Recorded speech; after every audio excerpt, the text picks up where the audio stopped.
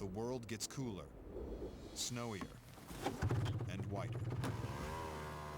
And scientists are discovering that when the world gets whiter, it gets even colder. If you look at the snow, you see it's white and it's bright and it reflects most of the sunlight. Ultimately, how much of that sunlight is reflected from the surface is critical for the climate of the whole planet. And in snowball Earth, with a bright surface, most of that sunlight was reflected, so the Earth stayed cold. The Earth is covered in land, open ocean, and ice, which all reflect sunlight differently. The amount of sunlight that is reflected from a surface is called its albedo. Dark ocean has a low albedo and absorbs the sun's energy, while white snow-covered ice bounces sunlight back into space, cooling our planet. And a good way to think about it is just with two pieces of cardboard right here. And this white surface reflects most of the sunlight. And so, in a sense, represents the snow that we have all around us.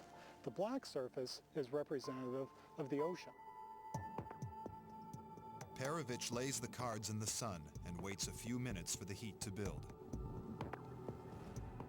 Let's measure their temperature. We'll start with the white one, and it's still 32 degrees Fahrenheit. Now we check the black one, it's 90 degrees Fahrenheit. So we're out here with all this snow and ice on a rather cool day, and this is heated up to 90 degrees Fahrenheit.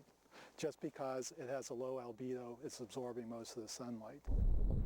Just as the white card reflects heat, so in a snowier, whiter world, the ice sheets reflect the sun's warmth back into space. Heat is lost. The Earth cools. Temperatures drop.